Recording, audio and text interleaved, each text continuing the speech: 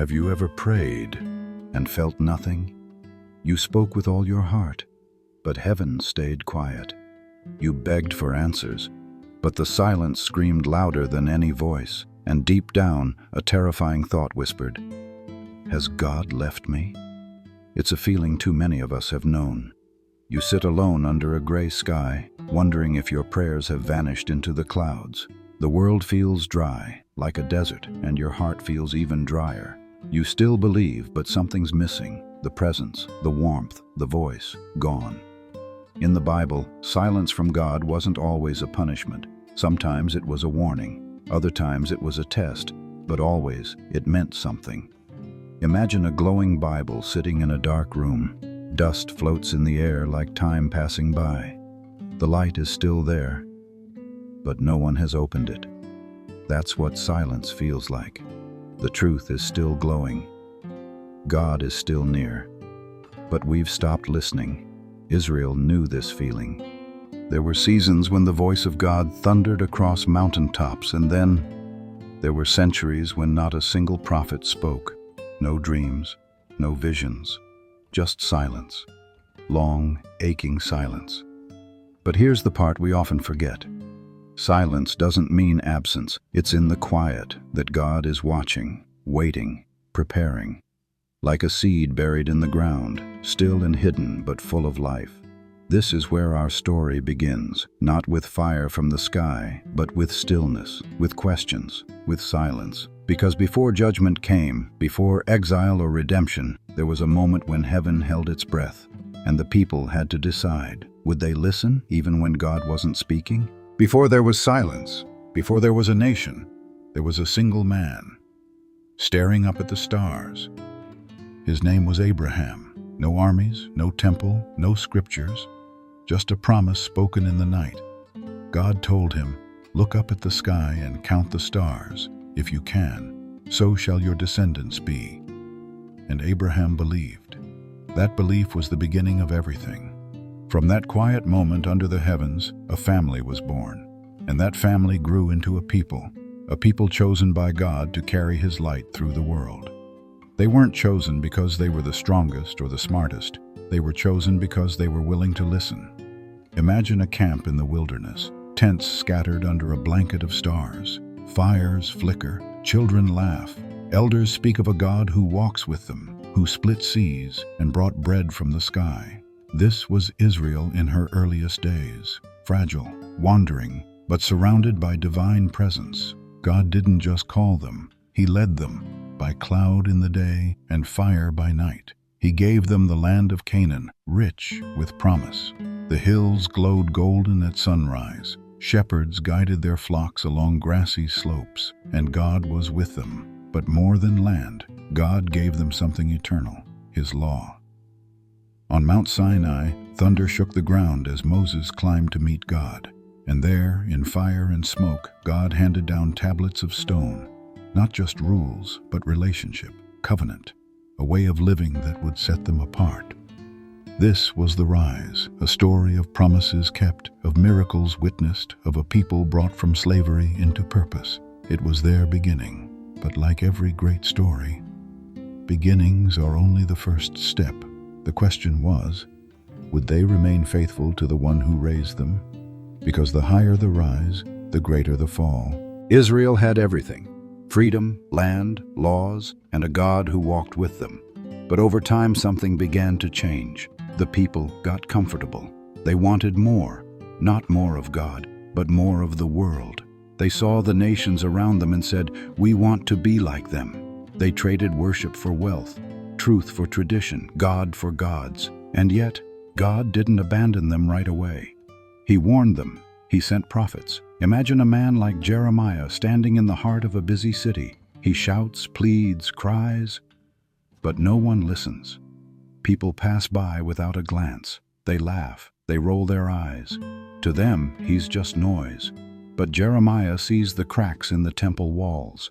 He sees the spiritual decay no one wants to admit. And he knows judgment is coming. All around him, the people celebrate. They feast, dance, and worship idols crafted from their own hands. Statues of stone are placed on pedestals while the house of the Lord lies empty. Dust gathers on the altar, sacrifices stop, prayer becomes performance, and the prophets weep. Imagine a single tear running down the cheek of one who hears from God, who sees what's coming but can't stop it.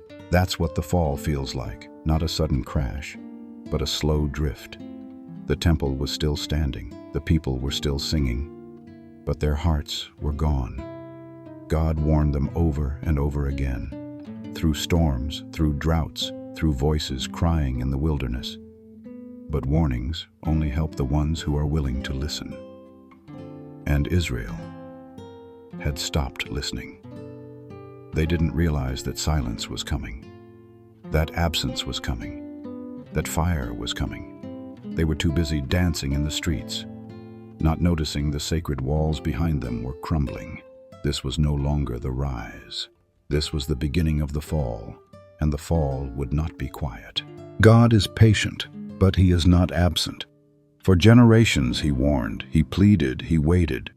But there comes a point when love steps back, when mercy pauses, and judgment begins.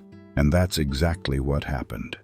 From the east came the sound of war. The dust of Babylon filled the air. Spears and horses thundered across the land. The people who once walked through parted seas now watched smoke rise from their own city. Jerusalem, the city of David, was under siege. Imagine standing on a rooftop, watching the Babylonian army surround your home. You hear the cries of families, the panic in the streets. You smell smoke, you feel heat, and somewhere deep in your soul, you realize God has stepped back. The temple, the very place where God's presence once rested, was burning. Flames consumed the holy place. Ash filled the sky. Gold melted, stone cracked, and the people who had ignored every warning suddenly remembered the words of the prophets. But it was too late. This wasn't just a military defeat. It was a spiritual collapse. The symbol of God's presence, the temple, was gone. The songs of worship faded. The instruments were broken. The priests scattered. The land, once called holy, was now a battlefield. By the rivers they hung their harps on trees. There was nothing left to sing. A broken harp on a quiet riverbank.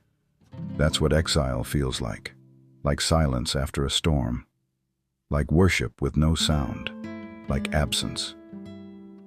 But even in judgment, God wasn't cruel. He didn't abandon them completely. He simply let them feel what life was like without him. He let them feel the silence they had chosen. The fire wasn't just destruction. It was purification. But to the people living through it, it felt like the end, and for a while, it looked like it was. The city was gone, the temple burned, the nation broken, and now the people were being led away, shackled, silent, step by step, into exile. The streets they once danced in, dust, the gates they once praised through, crumbled, the home they thought would never fall, gone. Now they walked through desert roads toward a land they didn't know, surrounded by languages they didn't speak, ruled by kings they didn't believe in, stripped of everything, except their memory of God. And in that long silence, a new question grew louder.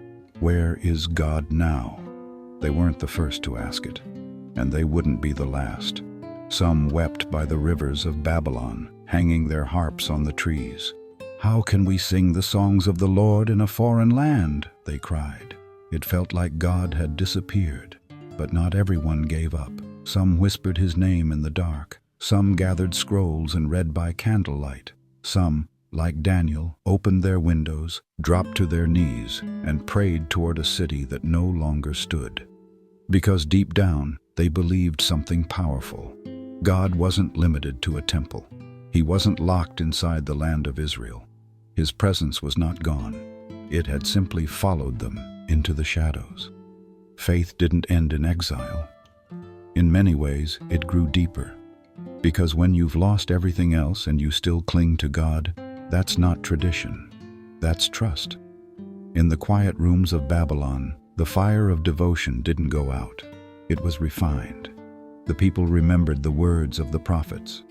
That exile would not last forever. That judgment was not the final chapter.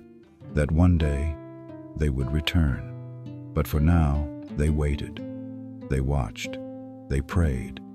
Even in chains, they still believed. God never ends with silence. He may allow sorrow, he may permit judgment, but he always leaves a door open for mercy. 70 years passed. The streets of Jerusalem remained broken, the walls shattered, the temple gone. And then God moved again. A foreign king, Cyrus of Persia, did the unthinkable. He issued a decree: let the people return. And just like that, the long walk home began. They came not as conquerors, but as survivors, carrying bricks, carrying hammers, carrying hope. Through the broken gates of their city, they returned, men, women, children, each with a memory of exile and a dream of restoration. Imagine the scene: dust swirling as sandals hit cracked stone, children pointing at the ruins with wide eyes, elders kneeling where the altar once stood, tools clanging, laughter returning, the beginning of something new. They didn't wait for perfection. They started with what they had: stones, wood, willing hearts.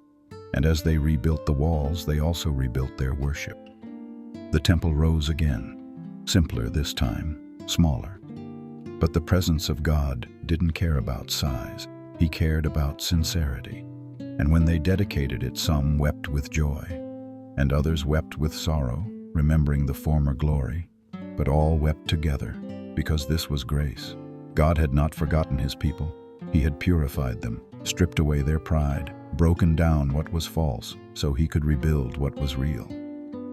This is the rhythm of redemption. Judgment falls, silence follows. But then, mercy returns like the sunrise, gentle, certain, warm. And once again, the people sang.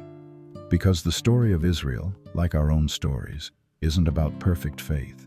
It's about a faithful God, a God who never gives up on his people, a God who disciplines, yes, but always restores, a God who always, always keeps his promises, even when we don't.